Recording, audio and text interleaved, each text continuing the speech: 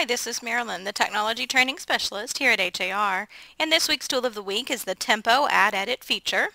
This allows you to not only enter, edit, and view your listing text in Tempo MLS, it also allows you to upload your media, such as JPEGs, PDFs, and URLs to other websites or virtual tours.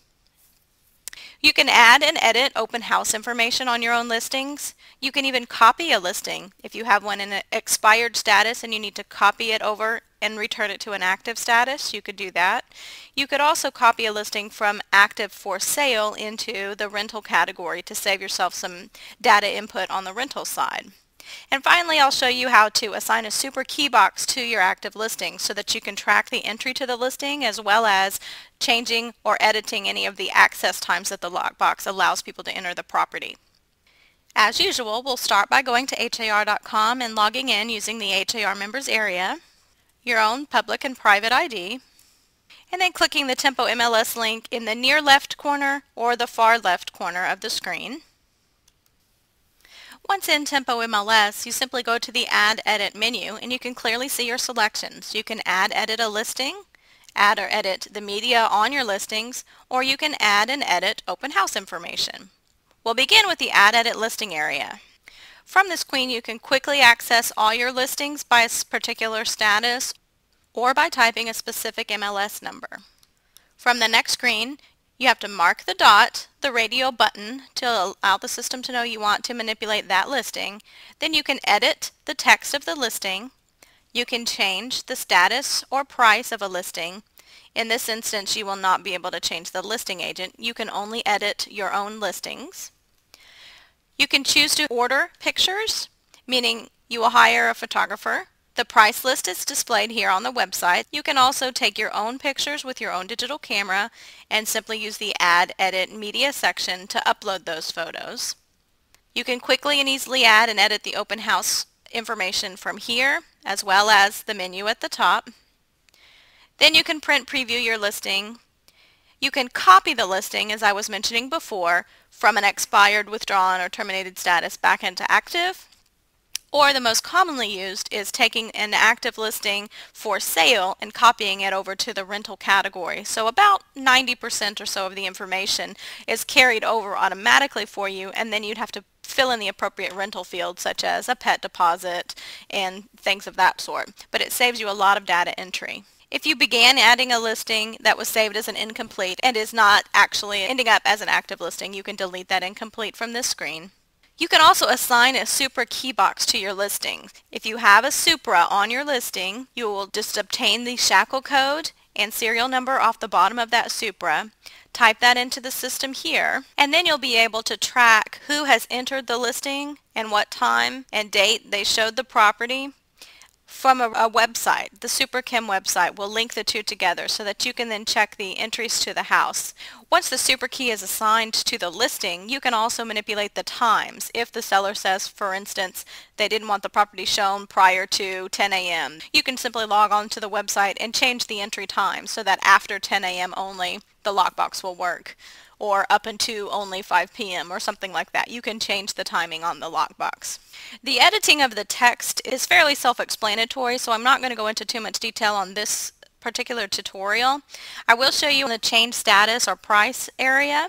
Once you log in, it's broken down into several different sections, so you would simply go to the section that's most appropriate, meaning changing the list price. I would manipulate that here and click change list price. If I needed to extend the expiration date, I could do that. And then if I'm changing it to pending, I need to pick the appropriate type of pending, either option pending, pending continue to show, or pending.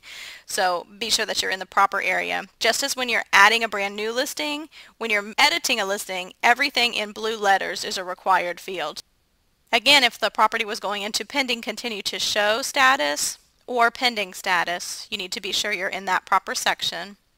And then of course down a bit further is sold or leased. Once the property has sold or leased, you would fill in the appropriate information about that closing. And then down just a bit further, we have the withdrawn, terminated, and expired sections. Of course, dates are required there, and that will automatically switch that property to that status as soon as you hit the appropriate button. And one thing I always like to stress is the difference between the withdrawn and terminated status.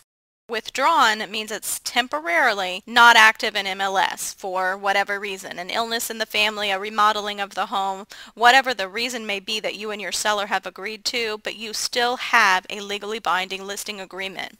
Whereas the terminated status, you no longer have that listing agreement. Neither party, the listing agent nor the seller, are obligated in any way to each other any further after signing the termination of contract and removing the listing from MLS.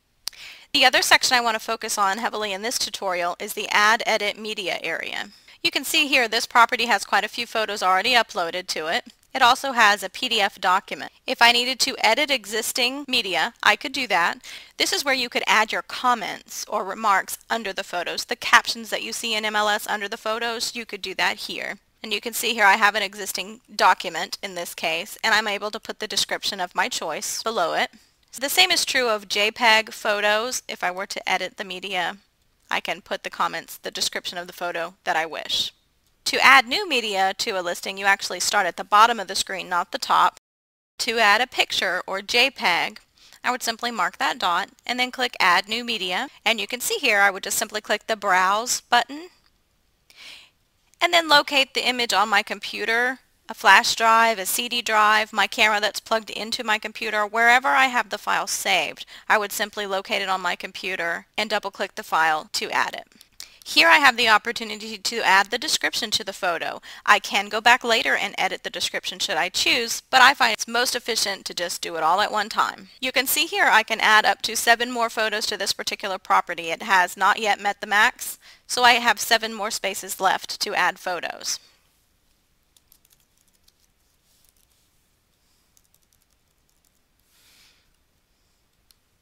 Once you hit submit at the bottom, it automatically puts that photo on the listing and it's posted to HAR.com almost immediately. You can see here it confirms that the media was successfully uploaded and now it has been added to my listing. Now I have a few other options. I can set this as the primary photo on the listing, the main photo shown in MLS and on HAR.com. I can also reorder the list, so instead of it being the very last one in the list, I could move it up one notch at a time. I can view that one photo, or I can view the gallery of photos by clicking View All Media. And of course, finally, I can delete the selected image at any time. For uploading other types of media, the process is the same. You'd simply pick the appropriate type, such as an agent-only PDF document, a public PDF, a virtual tour URL, or other web hyperlink URL.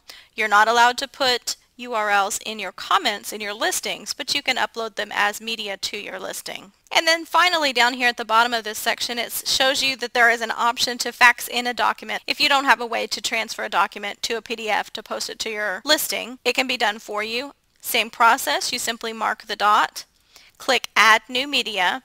The next step will then ask you to fill in a small amount of information, and then it'll provide you a fax cover sheet with all the contact information you need to send the information in for conversion to PDF.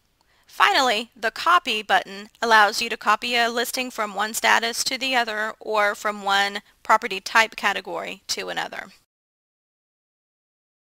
You can see here the process is very simple. You either want to copy all of the information or only the location information. Most of the time when you're copying something, you're going to need all the information. If you're copying the information from its active sales category over to the rental category, then you simply check the box to make it a rental property type. Then you simply click Continue Copy and you're done. There's a handful of fields you'll have to fill in for the rental, but again, it's a very quick and simple process that should only take a very few minutes of your time.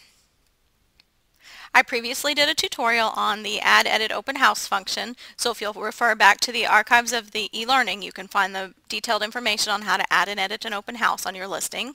But again, that's a very quick and simple process as well. It's just a matter of filling in a few blanks.